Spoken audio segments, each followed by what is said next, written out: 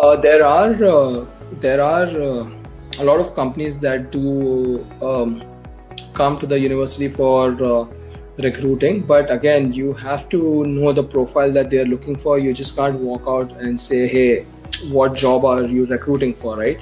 You need to do a lot of research on the university website. There are places like orangelink.com where you can it's a job application site where prior to all these companies arriving, they have the job title that they're recruiting for, right? So there are again companies that recruit only people with a citizenship, right? So you don't want to be wasting your time and be talking to them. So you need to be sure of what are the places or the companies that you need to go.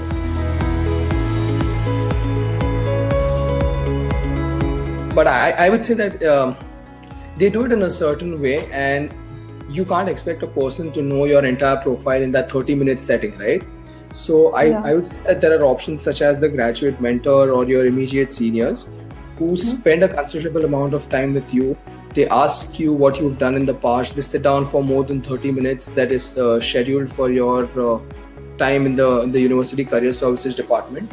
Not that it's bad, you can go out there and get a general sense of how things work, but if you're into your resume building or if you're confused on an honest scale, you need to go to somebody who's a graduate mentor or your senior who can help you in a better way, because he's filled those same shoes a year from now, right? So he or she would be in a better position to help you out.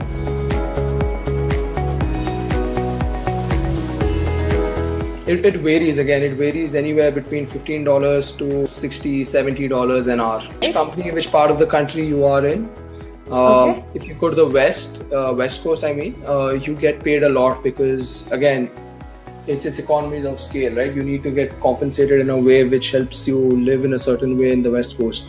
So depending on the place and the location and the kind of the job that you have, you will be compensated in a fair manner.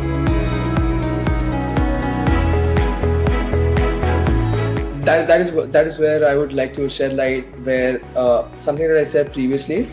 So the course is so wide that you're not bound by a particular role, right? So you can apply to, I can list down 40 or 50 job titles that you can apply to, and I've seen so many people with I've seen people with core software engineering jobs to people who ended up acting as consultants in their internships, acting on real life projects.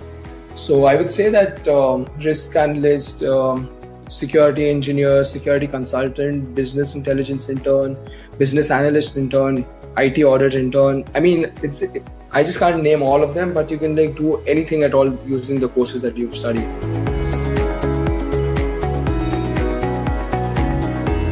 It's not common, but they do convert into full-time jobs. I would say it's a 50-50 chance. They either sponsor or they do not sponsor your work visa, which is the reason why most companies don't hire for full-time jobs, because they cannot sponsor visas, right? So if a company is well established, and even if it's a small place, and if they're starting out and if sponsorship is not a problem for them, it also depends on how you've worked or how you've proved yourself well in those 2 or 3 months. So there is a 50-50 chance that your internship might get converted to a full-time job.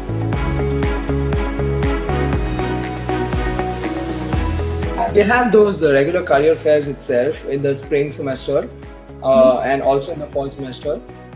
But see, the concept of the career fair doesn't change. It's the same thing that they're looking instead for an internship. They're looking for somebody with a full-time job profile.